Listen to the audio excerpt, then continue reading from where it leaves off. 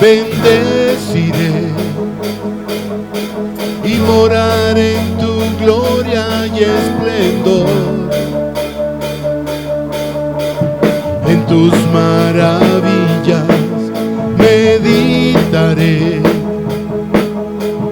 de tu gran poder proclamaré, de tu salvación diré y de tus bondades, porque eres más grande de lo que imagino y más hermoso, Dios, de lo que he pensado. Oh, tú eres grande y digno de alabar. Las generaciones te cantarán, tu misericordia alabarán. Cantaremos juntos del Salvador, que vino y del pecado nos libró. Llenas nuestras vidas, por siempre te alabaremos, porque eres más grande de lo que imagino y más hermoso, Dios, de lo que he pensado. Oh, tú eres grande y digno de alabar.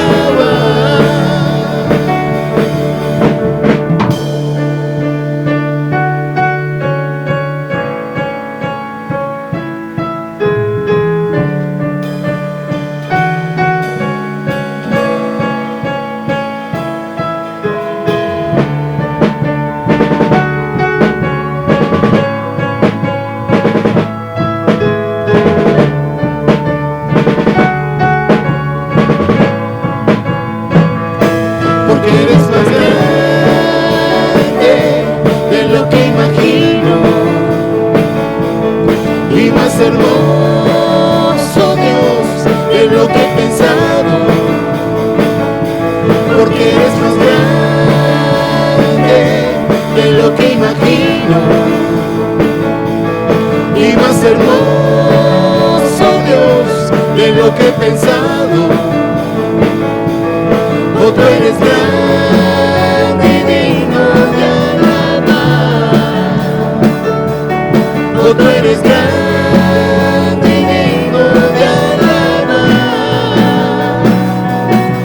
Tú eres grande y digno de alabar.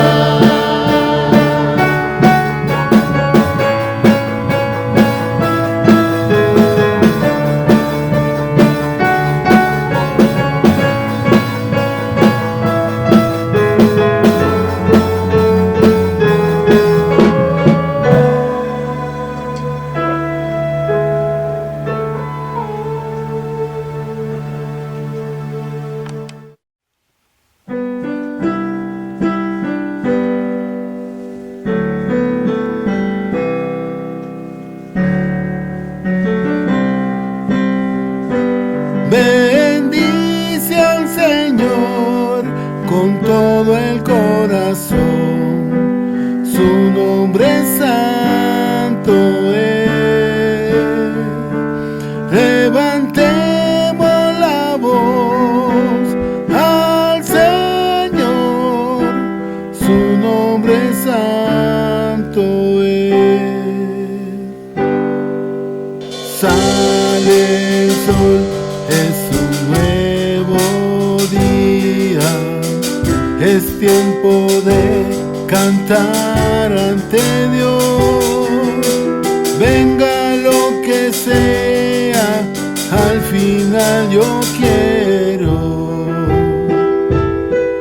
en tu presencia solo adorar. Bendice al Señor con todo el corazón, su nombre santo es. Levantemos la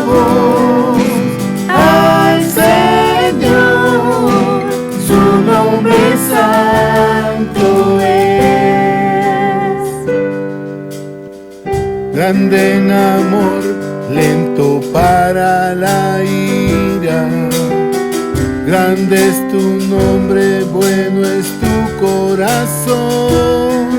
Por todo lo que eres, seguiré cantando. 10,000 razones para adorar. Bendice al Señor con todo el corazón. Su nombre santo es. Levantemos la voz al Señor. Su nombre santo es. Cuando anochece y ya no tengo fuerzas, cuando me acerco al final, aún así mi ser cantará tus alabanzas, y por la eternidad te adoraré.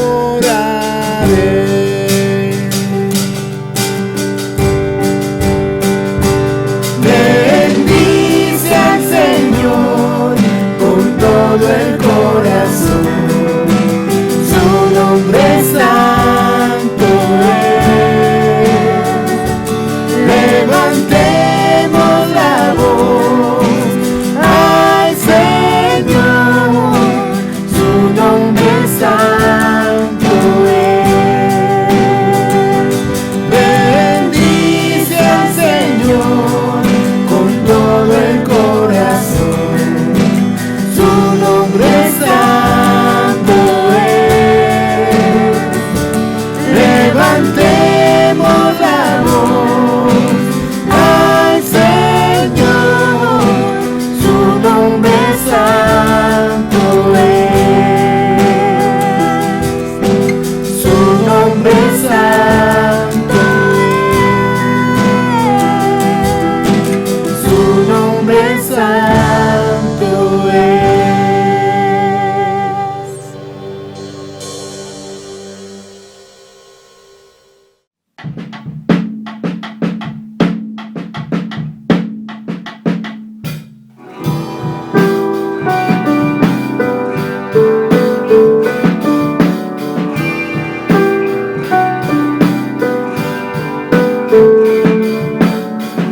Sin esperanza me encontraba yo, muerto y perdido en mi transgresión, hijo de ira, enemigo de Dios.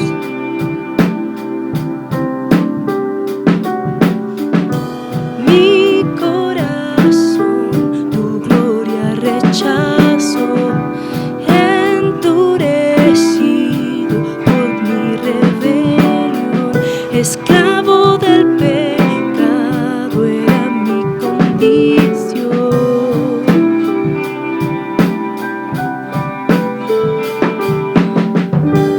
Mas Dios muestra su amor para mí, en que envió a su Hijo a morir en la cruz. Su sangre limpió mi maldad.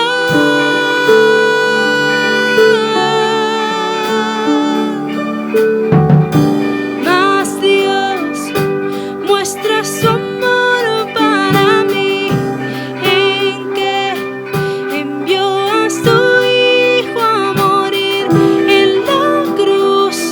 La ira de Dios propició, tomando mi lugar, tomando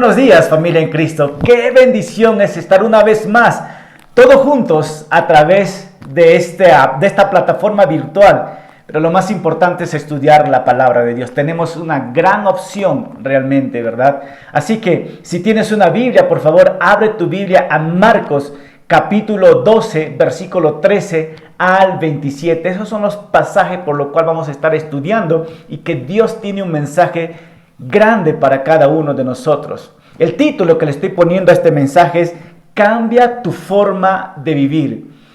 Cambia tu forma de vivir. Y vamos a estar viendo dos observaciones muy importantes por lo cual nos va a mostrar cómo debemos de cambiar nuestra forma de vivir. Así que quiero darte una ilustración sobre nuestro Señor Jesucristo o sobre nuestro Padre. Dios siempre escoge diversidad de personas. ¿Para qué? Para cumplir sus propósitos. Como por ejemplo, Dios escogió a Abraham, que es conocido como padre de la fe, ¿verdad? Dios escogió a Moisés, que era un príncipe en Egipto y después era un pastor. Dios escogió a Josué, que era un militar. Y vemos que Dios también escogió a David, que era un pastor de oveja y después un rey. Y en el Antiguo Testamento podemos ver nosotros a Pablo, por ejemplo, un erudito en las Escrituras, pero el Señor lo escogió. ¿Para qué, no? Primeramente para glorificarse en la vida de ellos y para que Él muestre su propósito en cada uno de ellos, pero también en el propósito de los tiempos que se vienen. Así que el punto que quiero llegar es que todos ellos no iniciaron bien y pasaron un proceso, pero llegaron a lo que Dios quería que ellos llegasen. Y eso es con nosotros también. Por eso le estoy poniendo el título a este mensaje. Cambia tu forma de vivir. Y Dios nos va a enseñar a través de este pasaje cómo debemos de cambiar nuestra forma de vivir. Así que vamos a ver nosotros dos ejemplos o dos observaciones por lo cual vamos a direccionar estos pasajes, ¿verdad? Así que primeramente vamos a estar viendo que tres grupos de personas se van a acercar a Jesucristo, no con la idea de querer aprender de Él, sino con la idea de tentarlo. Y estas preguntas van a ser como para provocar, para avergonzar a nuestro Señor Jesucristo. Así que vamos a tener a los fariseos, a los saduceos y a los herodianos aptos para querer tumbar a Jesucristo. Pero Jesucristo, pues, ¿me entiendes?, va a utilizar siempre la lógica, va a utilizar siempre su palabra, no para defender, sino para mostrar una verdad. Así que vamos a estar viendo dos observaciones por lo cual vamos a direccionarnos hoy a través de este mensaje. La primera observación es: dad al César y a Dios lo que es de Dios. Los herodianos y los saduceos se van a acercar a Jesús nuevamente para hacer la pregunta. Y Jesucristo va a decir: ¿de quién es esta moneda? Y muchos van a responder: es del César. Pues dad al César lo que es de César y a Dios lo que es de Dios. ¿Qué es del César y qué es de Dios? Eso es lo que vamos a ver hoy día. Segunda observación: la vida en la resurrección. Se van a acercar los saduceos a hacer la pregunta a Jesús: si existe la resurrección. Y si es que existe, ellos traen una ilustración de una mujer que va a pasar por 7 hombres en la resurrección. ¿A quién de ellos va a pertenecer ella?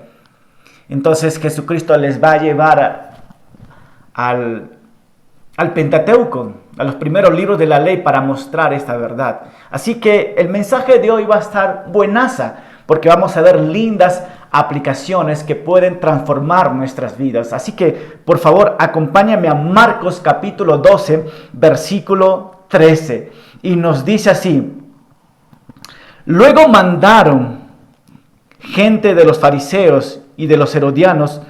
¿Para qué? Para atrapar a Jesús en sus propias palabras. Cuando aquellos llegaron, le dijeron: Maestro, sabemos que hablas con la verdad y que no permites que nadie influya en ti, ni te dejas llevar por las apariencias humanas, sino que enseñas con verdad el camino de Dios. Wow, qué bueno, ¿verdad? Pero aquí hacen la pregunta, ¿es lícito entonces pagar tributos al César o no? ¿Debemos pagarlo o no? Pero Jesús percibió la hipocresía de ellos, así que le dijo, ¿por qué me tienden trampas? Tráigame una moneda para que los vean. Cuando se lo llevaron, él les dijo, ¿de quién es esta imagen y esta inscripción?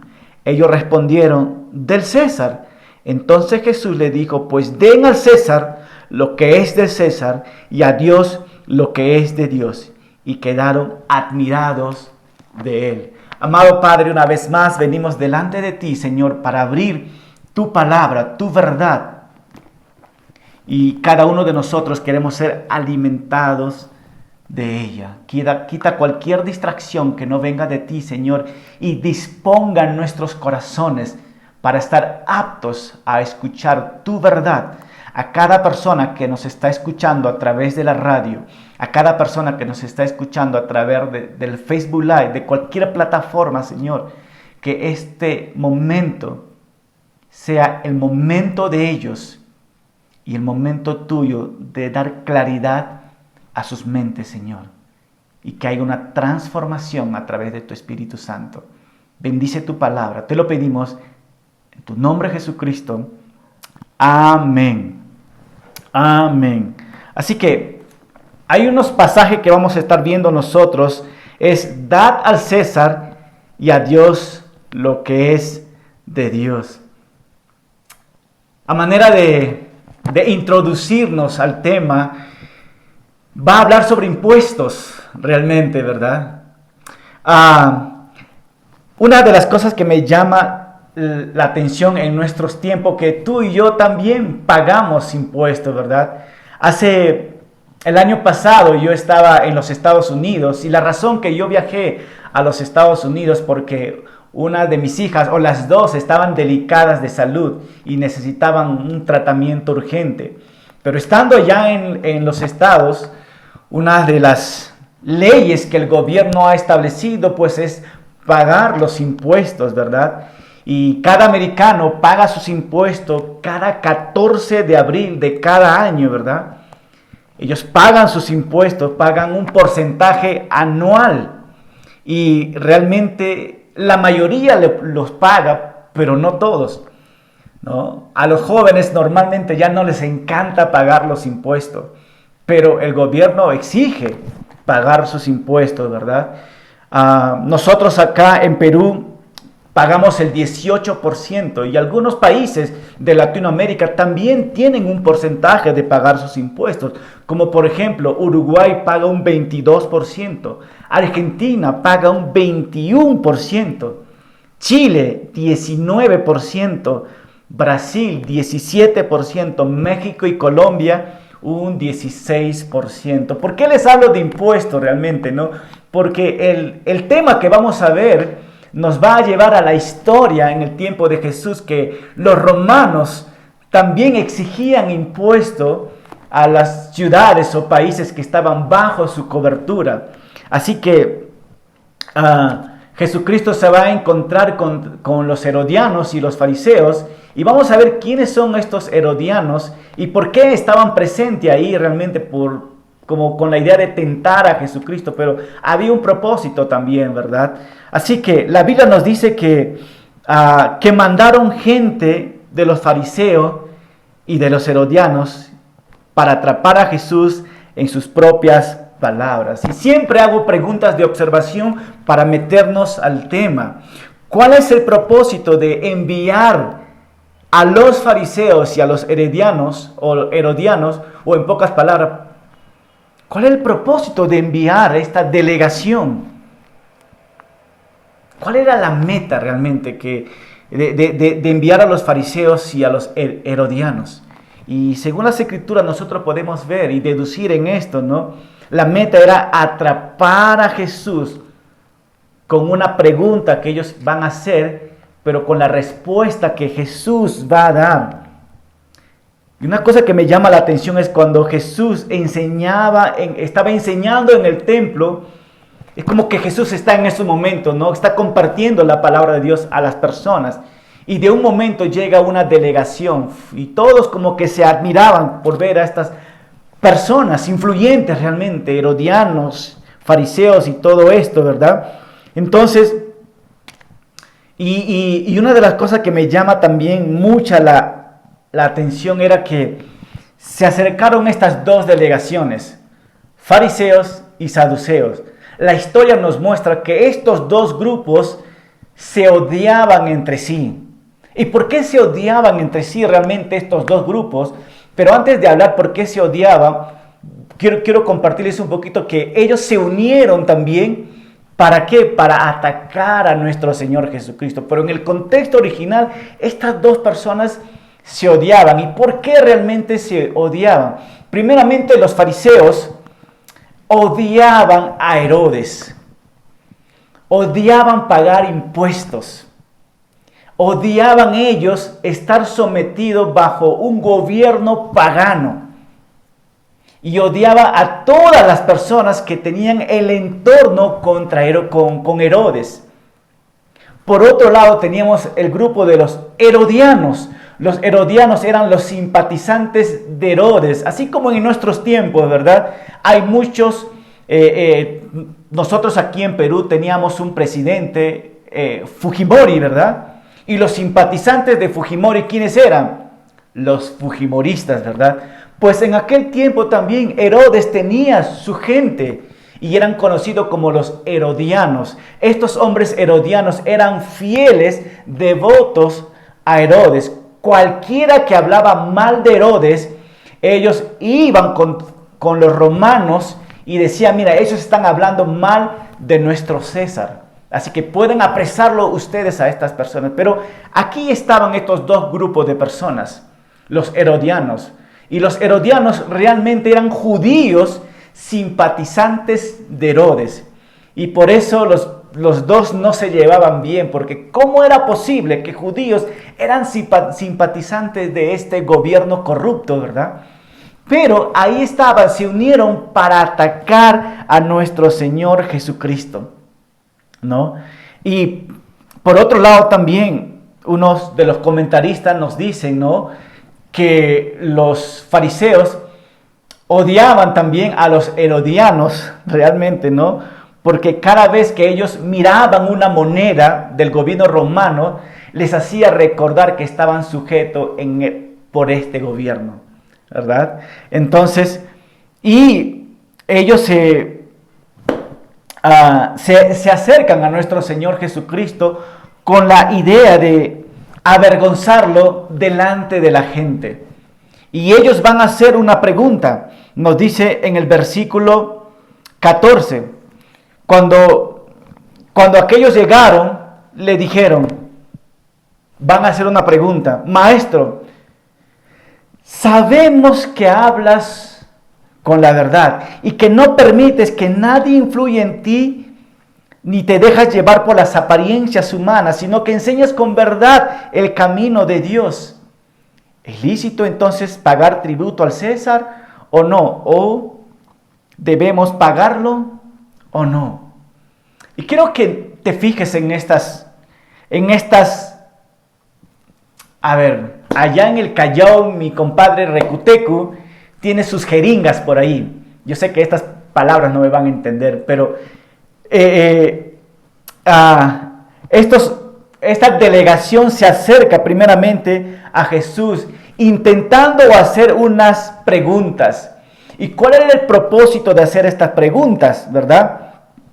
Primeramente, ellos no deseaban aprender de Jesús.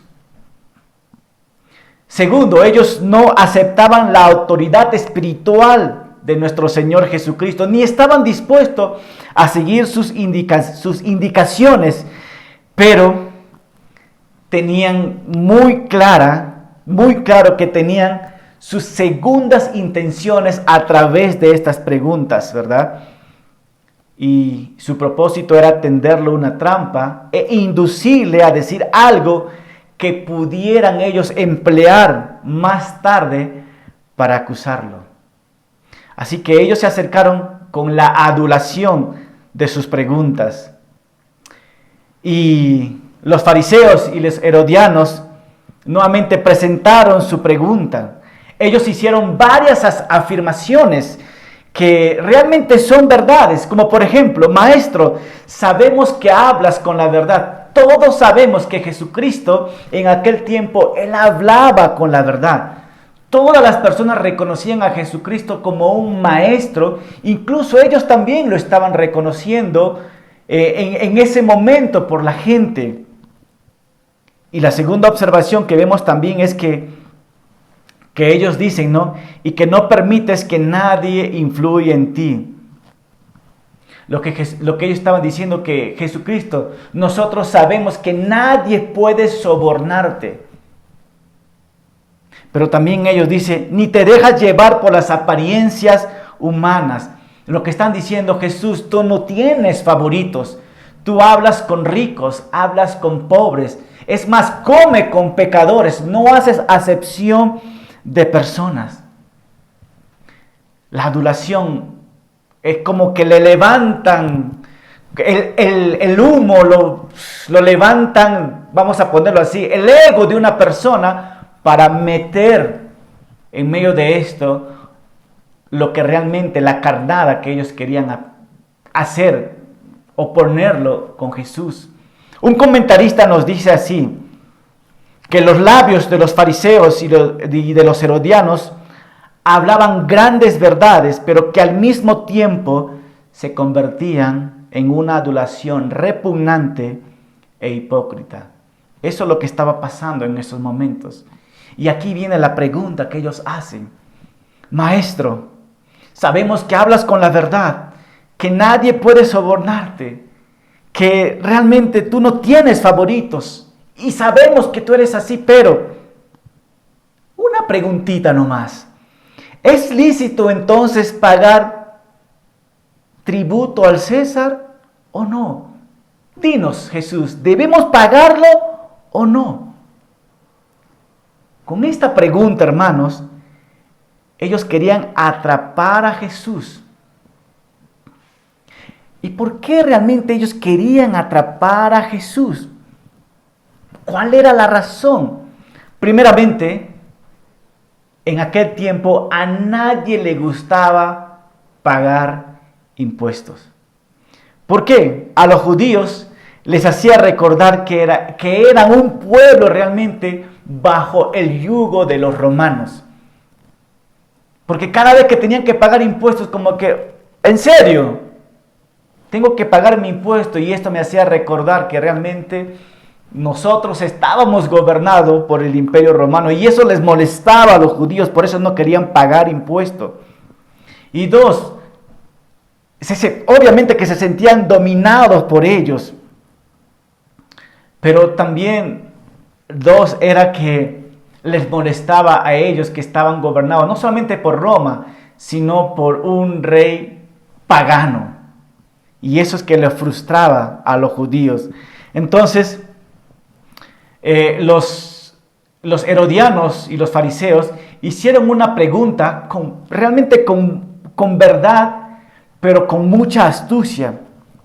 Y estaba con el propósito de ponerle contra la espada y la pared a nuestro Señor Jesucristo. Es decir, si Jesucristo aceptaba decir, ok, debemos de pagar impuestos, en ese momento inmediatamente sería acusado como antipatriota. ¿Por qué? Porque a muchos de los judíos no les encantaba pagar impuestos. Y si escuchaban a Jesús, ok, todos tienen que pagar sus impuestos, entonces toda la gente que estaba escuchando a Jesús iba a venir encima de él. Y le hubieran dicho que eres un antipatriota. Y a lo mejor lo hubieran apedreado a Jesucristo, ¿no? Y eso es lo que querían realmente los herodianos también. Pero si Jesús se hubiera negado a pagar los impuestos, ahí estaban ¿quién? Los herodianos. Los herodianos lo hubieran agarrado y lo hubieran llevado hacia la tropa romana y hubieran dicho, ¿sabes qué? Este hombre está incitando al pueblo a no pagar impuestos.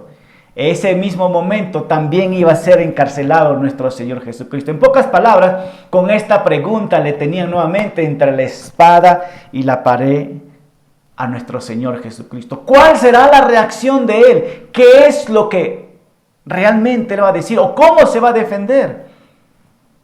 Versículo 15. Pero Jesús percibió la hipocresía de ellos, así que les dijo: ¿Por qué me tienden ustedes una trampa? Lo que podemos ver aquí, hermanos, es que Jesús discernió. Jesús tuvo mucho discernimiento de la malicia del corazón del hombre y la malicia de estos hombres. Y nos dice acá, pero Jesús percibió la hipocresía de ellos. Ahí está. Lindas palabras, pero hipócritamente. Jesús sabía cuál era la finalidad de esta pregunta. Y por eso dice Jesús: ¿por qué me tientan ustedes? ¿Por qué me están tentando? ¿Por qué cavan un hoyo para yo querer caerme ahí? Así que Jesús les va a pedir una moneda. Jesús va a dar una ilustración. Pensadores nos dicen que Jesús utilizó un método socrático. ¿Qué es un método socrático? Aquí tengo unos pequeños conceptos.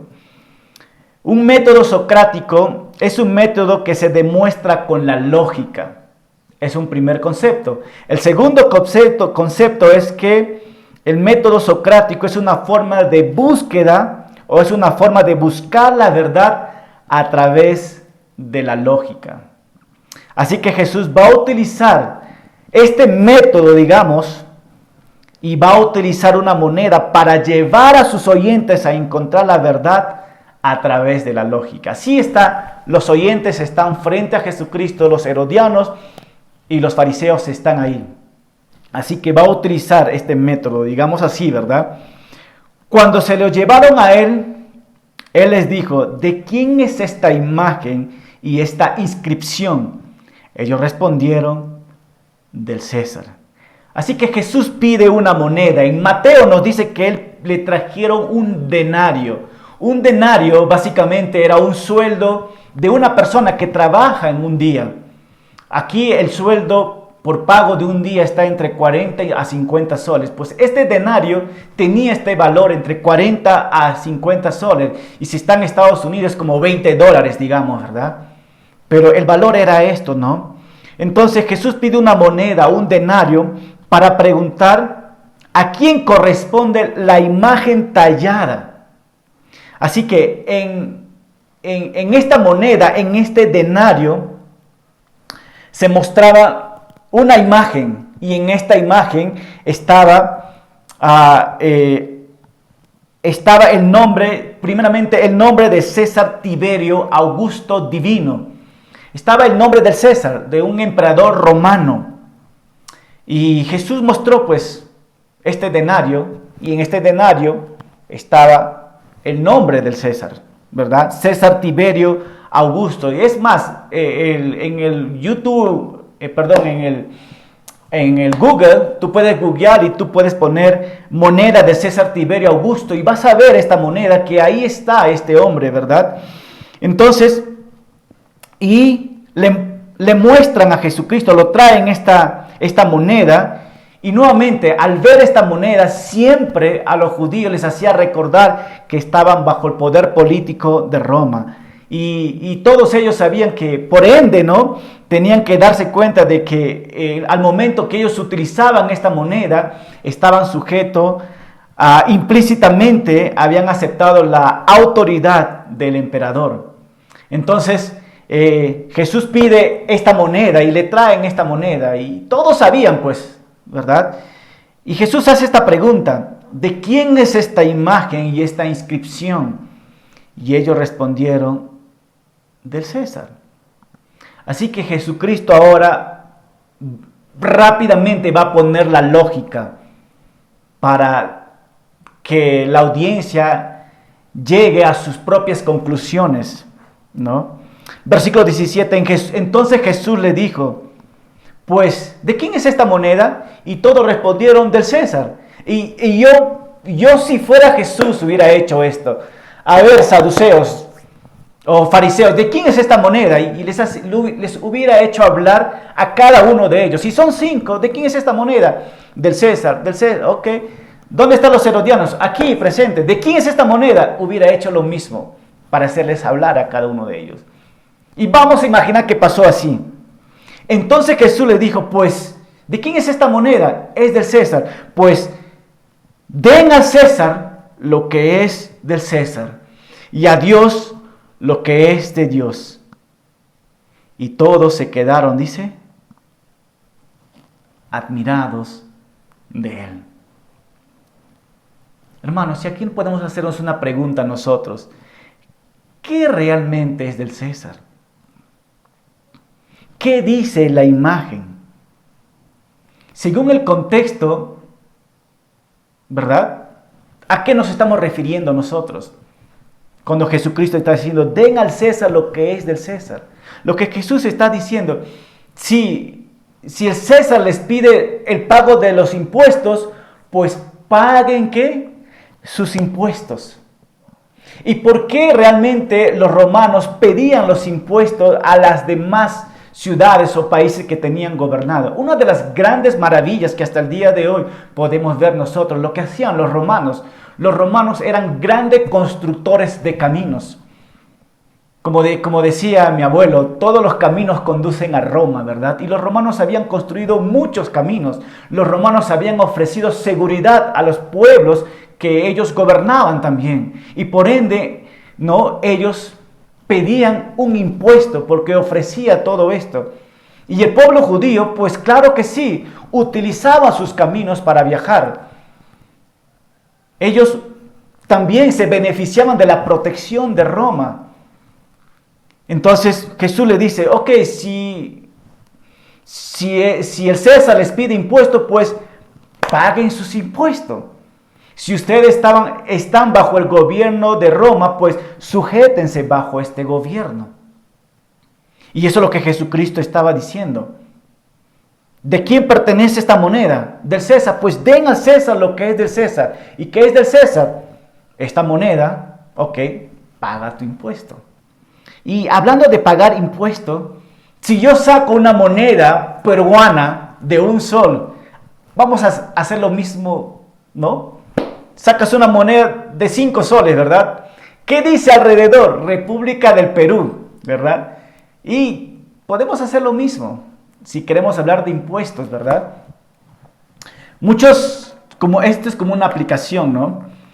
Con esto Jesucristo también estaba dando aprobación de que sí deberían pagar los impuestos. Y aplicando en nuestros tiempos, muchas personas no están dispuestos también a cumplir con los impuestos que el gobierno ha impuesto realmente con el 18% acá en Perú, ¿verdad?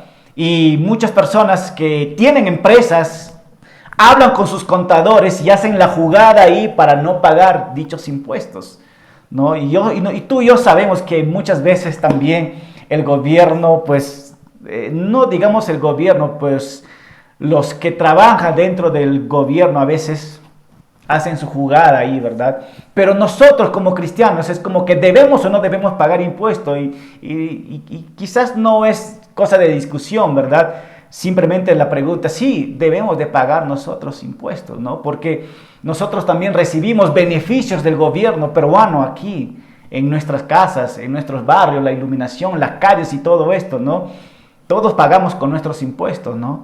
Entonces, una aplicación para nosotros es que si tú no estás pagando impuestos, pues te animo a que sí, según las Escrituras, Dios ha establecido también pagar los impuestos, ¿no? Pero hay algo más grande aquí. ¿Qué es del César? ¿Qué es del gobierno? ¿No? Pero nos pregunta también, ¿qué es de Dios? ¿O qué le pertenece a Dios?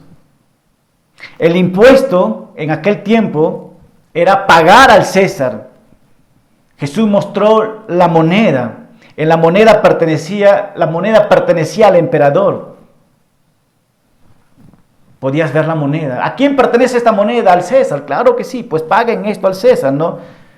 Pero Jesús le dice, pero den al César lo que es del César y a Dios lo que es de Dios. Lo que Jesús está diciendo. Pero ustedes, todos ustedes, le pertenecen a Dios, pues la moneda lleva impresa la imagen del emperador, pero ustedes llevan la imagen de Dios en su ser de lo más profundo. Ustedes llevan la imagen de Dios. Por lo tanto, dice, no es como que por lógica, ustedes pertenecen a Él y solo a Él, y a Él deben su existencia. Da a César lo que es de César y a Dios lo que es de Dios. Entonces, hermanos, ¿qué le pertenece a Dios? La respuesta es todo. Todo lo pertenece a Dios. Tu vida, todo lo pertenece a Dios. Y aquí viene otra pregunta. ¿Realmente le diste toda tu vida a Dios? Si Jesucristo te preguntase a ti, ¿qué le pertenece de tu vida a mi Padre? ¿Cuál fuese tu respuesta? Un comentarista, un pensador, hace estas preguntas y también da sus respuestas, ¿no? Si Jesús me preguntase a mí, ¿qué le pertenece a Dios? Él dice esta respuesta: a Dios le pertenece mi libertad, a Dios le pertenece mi memoria, a Dios le pertenece mi entendimiento, a Dios le pertenece mi voluntad, a Dios le pertenece mi haber y mi poseer, a Dios le pertenece todo lo que tengo porque Él me lo dio. Y Él dice estas palabras: a ti, Señor, le devuelvo todo, todo es tuyo. Todo es tuyo. Dispongo, dice, de ello según tu voluntad. Tú todo me has dado, pero dispongo de todo esto según tu voluntad.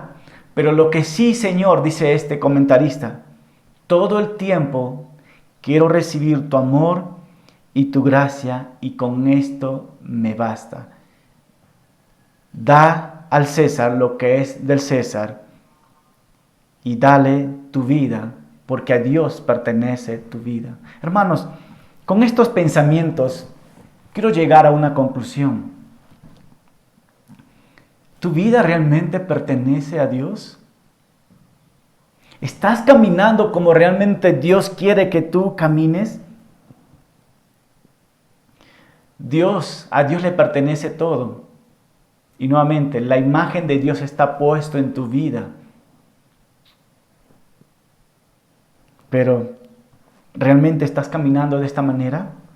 Salmo 100, versículo 3 nos dice: reconozcan que el Señor es Dios. Él nos hizo y le pertenecemos. Somos su pueblo, ovejas de su prado. Y me encantan estos pasajes, hermanos.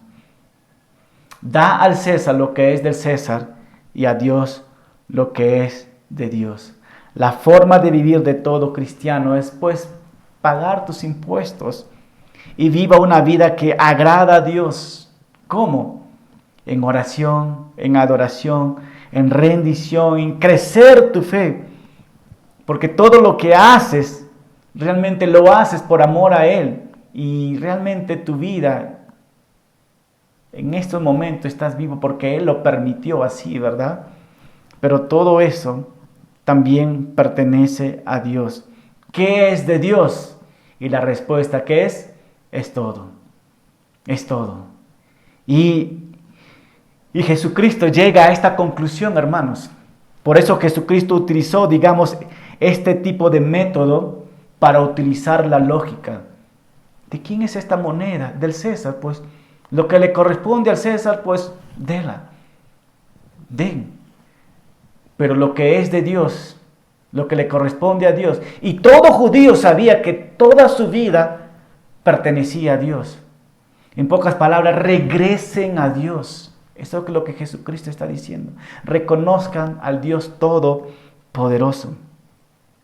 Pero, Continuando la enseñanza. La segunda observación es la vida en la resurrección. Marcos versículo 18 hacia el 27, ¿no? Y hablando sobre la resurrección, hermanos, hay varias teorías sobre la vida después de la muerte, ¿verdad? Cuando uno escucha la muerte en ese momento ya se pone como la piel de gallina y todo esto, ¿no? Y hablando de la resurrección, muchas religiones, muchos sectas tienen diferentes tipos de pensamientos, así como en el tiempo de Jesús, pues en nuestros tiempos también existe. Por ejemplo, el Islam, el hinduismo y los epicúreos también piensan de una manera diferente con respecto a la resurrección o con respecto a la muerte y todo esto, ¿verdad? Por ejemplo, la secta islámica en el Corán, ¿sabes qué? ¿Cómo hablan ellos de que después que cuando mueres, cómo piensan los islámicos que será el cielo? Ellos piensan que en el cielo va a haber mucho vino y va a haber muchas mujeres. Eso es lo que piensan los islamitas, los árabes, ¿verdad? Por eso ellos que cuando tienen que dar el yihad o cuando tienen que proteger su religión, ¿verdad? Ellos dicen, voy a morir porque en el cielo cuando despierto voy a despertar con vino y con muchas mujeres hermosas. Qué errados que están, ¿verdad? El hinduismo, ellos no creen que existe el cielo y el infierno, pero ellos creen en la reencarnación, ¿no? Para ellos el futuro de tu vida es que cuando tú mueres vas a reencarnarte, ya sea en una persona o un animal, pero vas a vivir nuevamente, ¿verdad? Ellos creen mucho en la reencarnación, pero tampoco esto es bíblico, ¿no? Los epicúreos realmente, ¿no? Ellos creen realmente en que no existe el cielo, no existe el infierno y tampoco ellos no creen que existe la reencarnación. Ellos creen que todos nosotros somos un átomo. El momento que morimos, no existe más, dejamos de existir, ¿verdad? Entonces, estas son teorías de muchas sectas, religiones que están puestos por ahí, ¿no?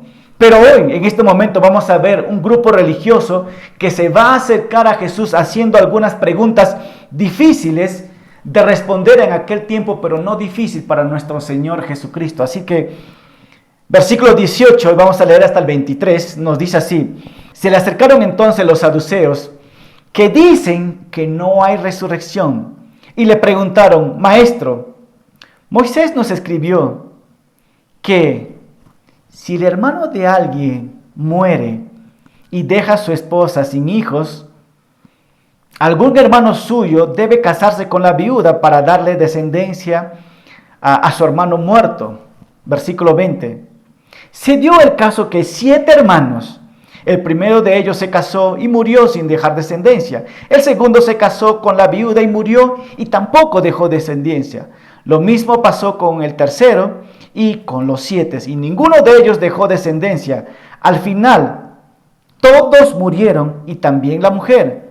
Y aquí viene la pregunta, versículo 23. En la resurrección, Señor Jesucristo, cuando todos resuciten, esposa de cuál de ellos será esta mujer, puesto que los 7 estuvieron casados con ellos. Wow. Primero se acercaron los herodianos, segundo los fariseos, y ahora se acercan, ¿quiénes dice?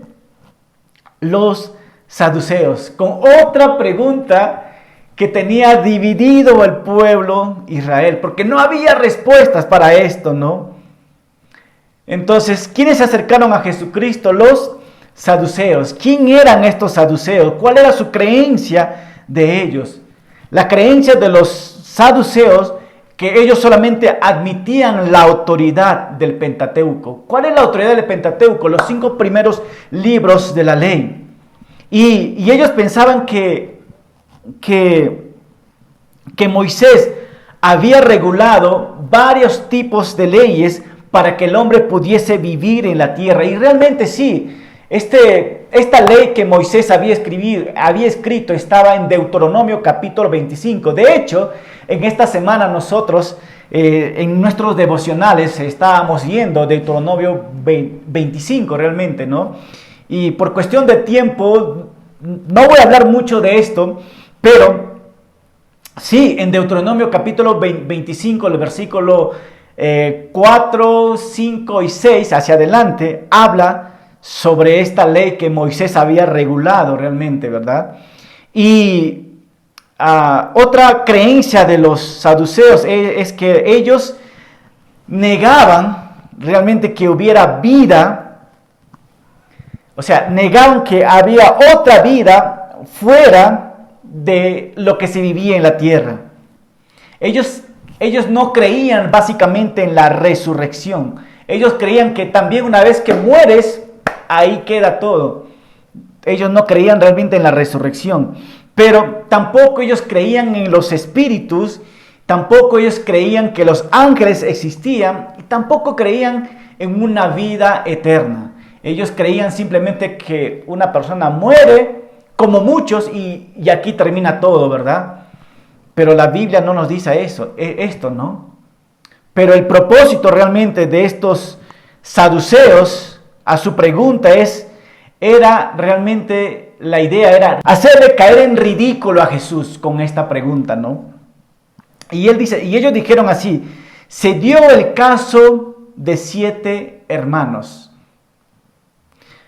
Los saduceos le hicieron a Jesús una pregunta, pero era una pregunta hipotética. Era una pregunta un poco ridículo realmente, esperando mostrar que con esta pregunta hacer ridículo realmente la resurrección. Así que, bueno, pues sí, hacen esta pregunta, ¿no? No sé, ustedes alguna vez no se han encontrado con personas que hacen algunas preguntas un poco raro, ¿verdad? A mí, por ejemplo, una persona, conversando con una de ellas, me hicieron una pregunta así, ¿no? Un poco raro. Si Dios es tan poderoso, ¿no? ¿Crees que Dios pudiese cargar con su hombro el mundo entero? Es como que se entiende la pregunta, ¿no? Pero un poquito ridícula realmente la pregunta, ¿verdad?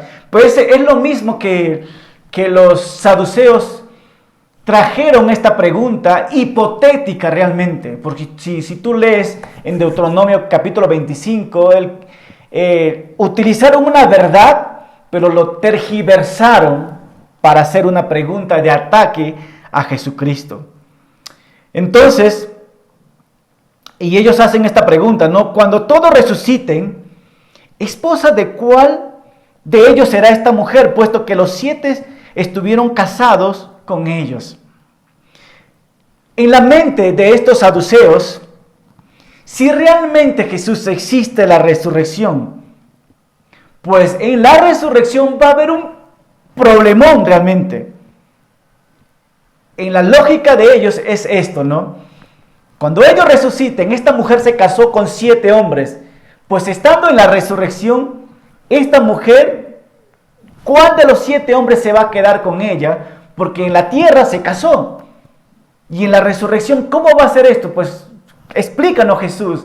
Esto es un problema, ¿verdad? Y eso es lo que estaba pasando. La idea era avergonzarlo a Jesús, ¿no? Entonces, es como que tengo mis notas acá muchísimo, pero yo sé que el tiempo me está ganando. Era básicamente, esto es muy chistoso, ¿no? Era esto, ¿no? Son 7 esposos que tiene. ¿Cuál de los 7 va a ser afortunado? Vamos a imaginar que escogió al número 1, ok. ¿Y qué va a pasar con los 6 que quedan? ¿Quedarán solteros? ¿Será justo esto, Jesús? ¿No?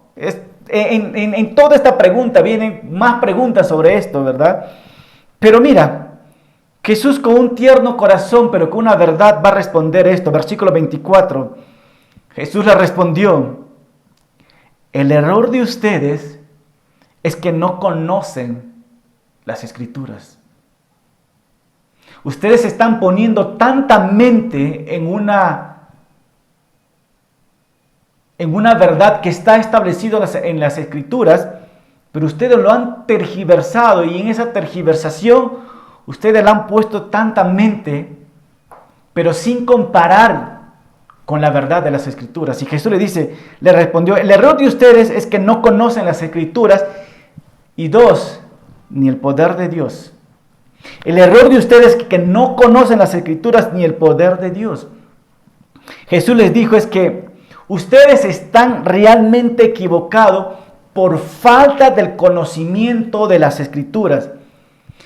En verdad, ellos conocían las Escrituras, pero Jesucristo les está diciendo: mira, conocen las Escrituras, pero ustedes están en un error gravísimo.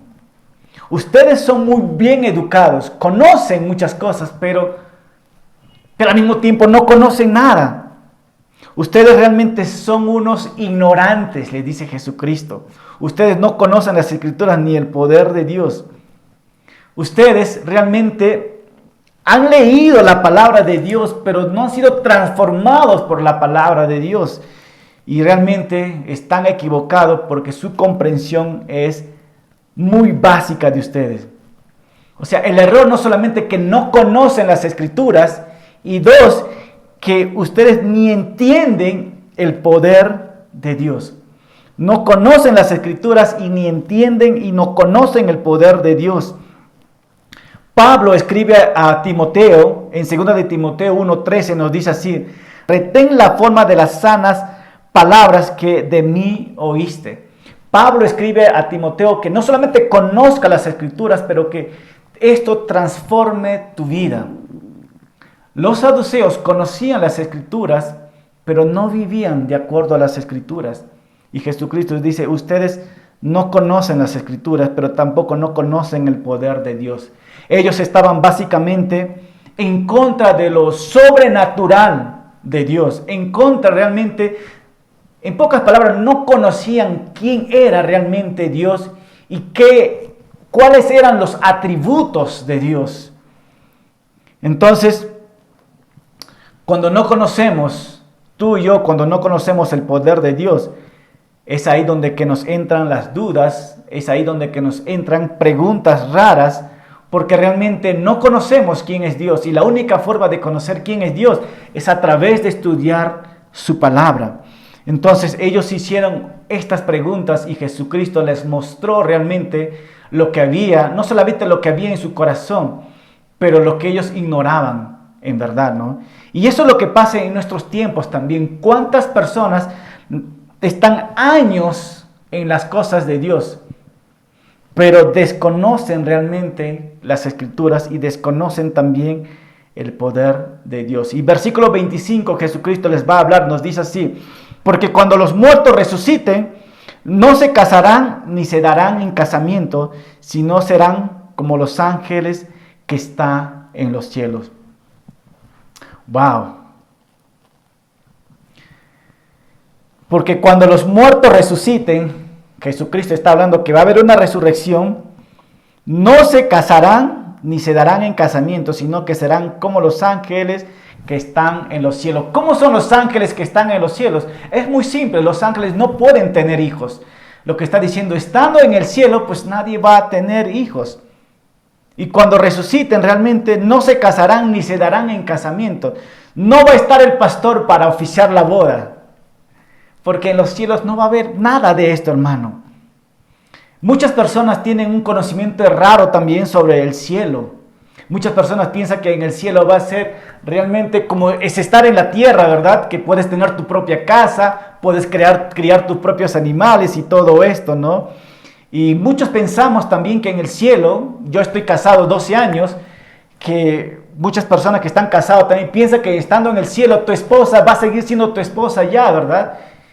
Pero realmente no va a ser esto, pues. Son nuevas reglas. Pero lo que sí podemos decir que va a ser mucho mejor en los cielos.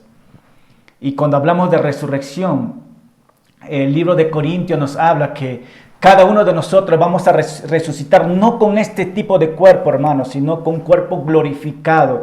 Ese cuerpo glorificado lo único que va a hacer es glorificar a Dios, adorar a Dios por toda la eternidad, y ni siquiera vas a tener tiempo de ver dónde están tus primos, o tal vez va a haber esto, ¿no? Pero el enfoque no va a ser esto.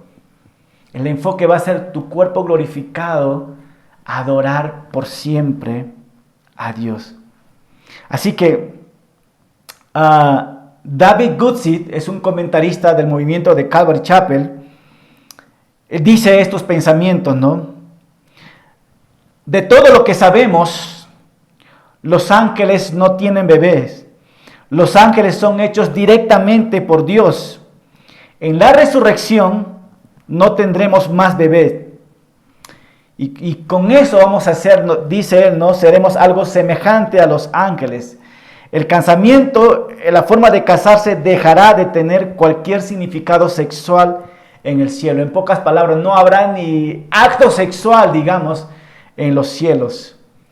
¿Por qué? Porque la meta no va a ser esto, la meta va a ser adorar a Dios. Entonces el comentarista, el pastor David Guzik, da estos comentarios realmente, ¿verdad?, con respecto a estos pasajes. Versículo 26. Pero en cuanto a la resurrección de los muertos, acá viene la respuesta de Jesucristo, ¿no? ¿Acaso no han leído en el libro de Moisés? Allí dice que Dios le habló en la zarza y le dijo: yo soy el Dios de Abraham, el Dios de Isaac y el Dios de Jacob. Así que ustedes están muy equivocados, porque Dios no es un Dios de muertos, sino el Dios de los que viven. Jesucristo les dijo: mira, primeramente ustedes desconocen las Escrituras, desconocen el poder de Dios. Así que yo mismo les voy a llevar al Pentateuco, donde que ustedes creen, y con la misma Biblia les voy a hablar lo que yo hablé a Moisés. ¿Y qué hablaste a Moisés? Bueno, pues yo soy el Dios de Abraham, el Dios de Isaac y el Dios de Jacob. Y aquí Jesucristo está diciendo que Dios está hablando en tiempo presente. ¿Y eso qué quiere decir con esto, hermano? Que realmente Dios es un Dios de vivos, no es un Dios de muertos. Así que Jesús demostró aquí la verdad sobre la resurrección, ¿no? Y también les llevó al Antiguo Testamento para mostrar esta verdad. Y para ir concluyendo, hermanos, lo que me encanta de este pasaje, dice, ¿no?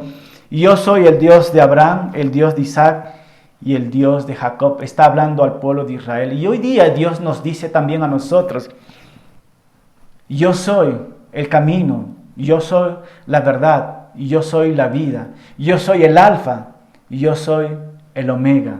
Apocalipsis nos habla también en el versículo 21, nos habla cómo va a ser en los cielos y cómo vamos a vivir nosotros en los cielos. Pero lo más importante es, ¿no?, que vamos a tener un cuerpo glorificado nosotros, vamos a estar adorando por siempre a nuestro Señor Jesucristo, vamos a estar viviendo eternamente con Él, nuevamente con un cuerpo glorificado, vamos a vivir adorándolo a Él, vamos a vivir amándolo a Él por siempre.